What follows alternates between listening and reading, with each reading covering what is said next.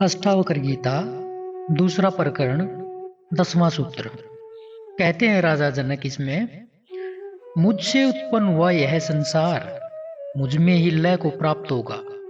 जैसे मिट्टी में घड़ा, जल में लहर और सोने में आभूषण लय होते हैं। राजा जनक को आत्मज्ञान की स्थिति में अनुभव हुआ कि यही आत्म तत्व वह मूल तत्व है जिससे मैं और यह सारा संसार पैदा हुआ है।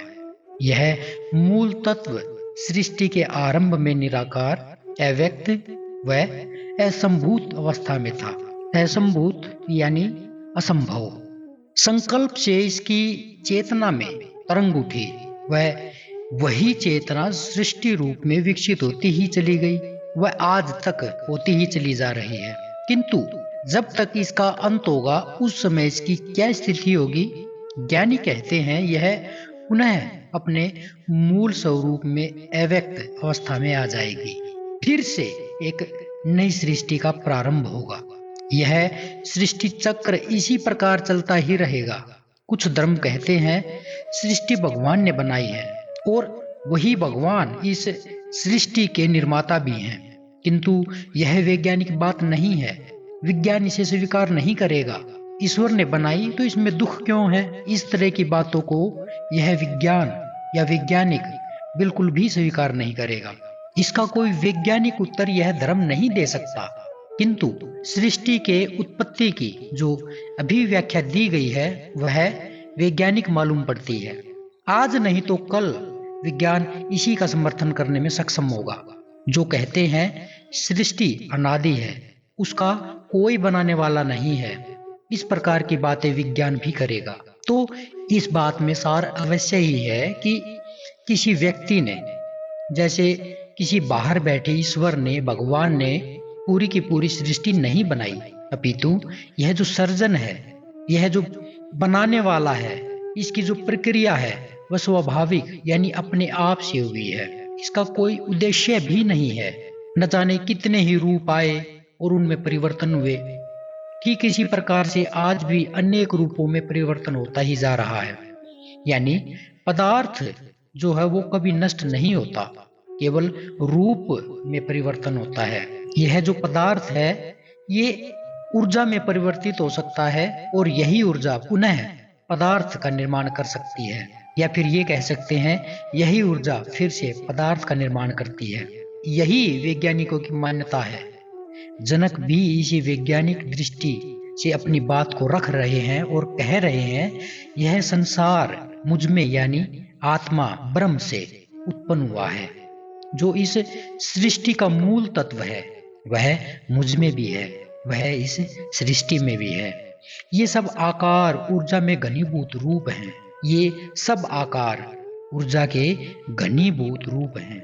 घनीभूत यानी विभिन्न संयोगों से बने हुए।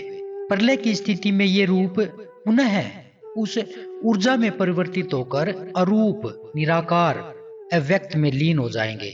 जैसे घड़ा टूटकर मिट्टी बन जाता है, लहर के समाप्त हो जाने पर समुद्र शेष रह जाता है, एवं जो सोने के आभूषण है अगर उनको फिर से गलाया जाए तो वह पुनः स्वर्ण में यानी सोने के रूप में शेष बचते हैं। वे सब अपने मूल स्वरूप में आ जाएंगे।